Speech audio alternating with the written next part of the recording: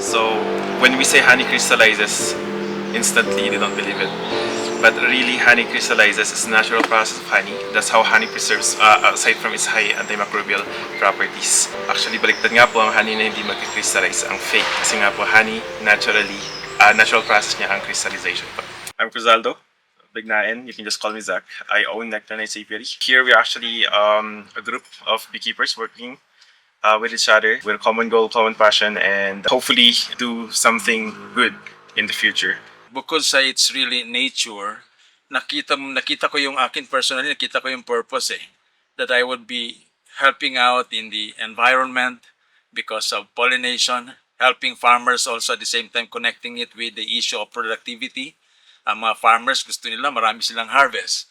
But sometimes they miss that particular part na pagka may bees pala, when there's pollination, there are more seeds na nabubuo, more fruits as well, at mas maganda yung nakalalabasan ng result. So it would be more beneficial for the farmer actually than the beekeeper. Yung simula, hindi pa medyo takot pa ako sa bees na humawak ng frames. Pero nung kalaunan, doon ko na pwedeng hawakan yung maghawak ng mga queen. Tapos kung paano mag-craft. So I continued on with my journey in beekeeping after 5 years ng initial training ko. And actually I fell in love with the bees. I was actually considering lang this for overseas purposes. Pero parang ngayon, if ever na I won't be able to make it overseas, I want to take this as a career. Kasi bees they play really an important role. And at the same time, it's relaxing. Ito yung mga harvest natin mainly dito sa benguet. So we have 3 variants po. Start tayo dito sa wild Calyandra. So the way I want to label our honey is depende sa nectar source. So where the bees forage the honey. So Calyandra is actually a variant of ipilipil. So normally mas greener nga po actually. It's medyo yellowish siya. There could be wild sunflower as well. So Calyandra kasi nag-start siya around August to April. This is probably a December harvest where there is already sunflower din po. Another information I want to add is about the honey crystallization. So this one is actually already starting to crystallize. So normally thicker ang honey na naproduce po or na-harvest ng Apis mellifera bees. They normally maintain 18% moisture content. There you go. So that's considered malapot po. So, siguro sa coffee, maganda siya if mahilig kayo sa black coffee. Next one, let's move on to the wild sunflowers. So, ito is very dominant during the cold weather or cold months here in Baguio or Benguet, November to February. So, that's the peak flowering season. And ganito mainly yung kulay, goldish po siya or yellowish. Same consistency. Nalapot din siya. And ang ganda ng kulay kasi goldish. So, ito yung main harvest po natin talaga. And we label it naman multifloral kasi madaming flowers sabay-sabay nagbo-bloom during the harvest. So not just one.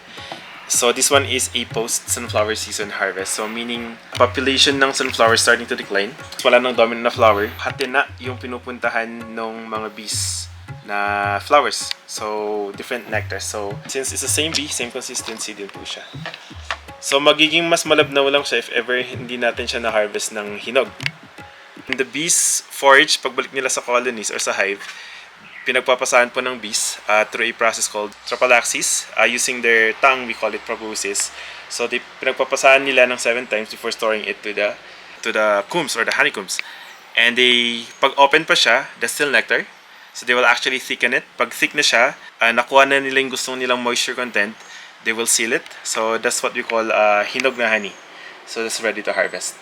So yung tinitingnan po natin ngayon, we're looking at a strong colony and kikita po natin na ang kadalasan po the first box normally sa ating setup ngayon, nandiyan yung reina, that's where the queen bee is.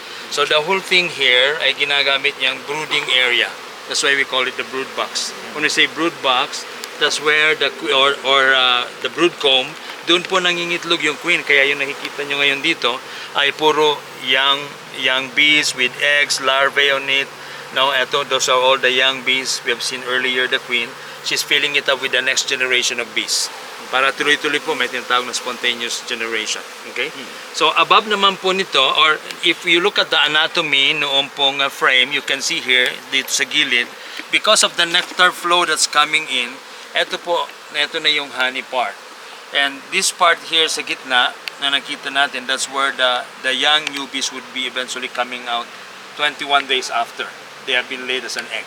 Kapansin-pansin rin, here in the apiary right now, we are all not wearing any bee veil. Ano po, no? And so far, so good. Wala pang na-sting sa atin. The bee seems to evade us. Hindi ko alam kung may kinalaman dahil mga pogi lahat yung naririto. But it's because we are practicing, we were breeding our queens. This is coming from the backpass breed. And they seem to be very docile. Mababait po yung mga bees, hindi siya basta-basta nag-sting. They're just there trying to do their work while we are also trying to do ours. We have here a tool. This is called a queen excluder. Ang purpose lang po nito ay just to exclude nga the queen, as the word says. Hindi po siya makaakyat sa second box so that you can have pure honey. We can show you what's on the second box. Should be yung honey portion na po. Maganda po na laging may dagdag na room during the nectar flow para po hindi napupuno yung area where the queen is laying. So she can always have a space to lay on. So here we can see that they have brought up ito pong nectar na to, which is now a honey. Instead of this being filled doon sa lower part, nandito na ngayon siya sa upper part. So leaving a space for the queen to lay on doon pa rin sa first box. The rest, ito pong 2 boxes on top, dito po nila nilalagay, dinideposit yung honey. Yan po. So you can have more or less, that's the honey now. It's 3/4 filled already. Once na abot niya na po yung napati yung dito, then they're ready for harvesting. That's the honey actually that we have tasted earlier na nandun na po sa bottle. So it's from the honeycomb to the bottle through the honey extractor. Nadidislodge po yung honey from the honeycomb, and you can just clean it a bit just to remove the wax cappings and everything. Diretso na po dun sa bottle. That's what we tasted po earlier on. Okay? If it is filtered or heated, then we can no longer say it's raw honey. It becomes a processed one. So it's really nice na ngayong summer they're bringing in a combination of nectar. As mentioned by Zach, we have mango in bloom, avocados in bloom, bottle brush in bloom, and many other shrubs are in bloom right now, nagkasabay-sabay. That's why this is now a multifloral type kind of honey coming from different sources of nectar. Ang isa din kasi na purpose dito is yung mas centralize sana yung pag-produce namin ng honey, kasi we have naman our representatives on the market. At yun nga, as a group kasi mas we can combat yung other elements gaya ng mga gumagawa ng fake honey na nag-spread ng false information. Yun kasi yung talagang nangyayari po actually when you sell the honey, medyo ang hinahanap kasi nilang characteristics is yung usually nakikita nilang mga murangay, kaya usually fake po. Yung difference is yung makukuha nating na nutrients. Kasi yung fake is purely sugar lang siya. Compared sa honey natin na maraming minerals na makukuha. But we do love and appreciate anything that is being kumbaga provided by our government right now. But we just felt na parang kulang pa sa aspect na yon. Like, gusto namin sana meron talagang magandang samahan ng mga beekeepers together with the farmers para hindi kami namumroblema who's throwing pesticide or not that eventually kills the bees. So pag namatay yung bees, we know that it's also bad for the environment. It's also bad for the beekeeper. It's bad for honey as well. And it's bad for the community in general. When we say honey crystallizes, instantly they don't believe it.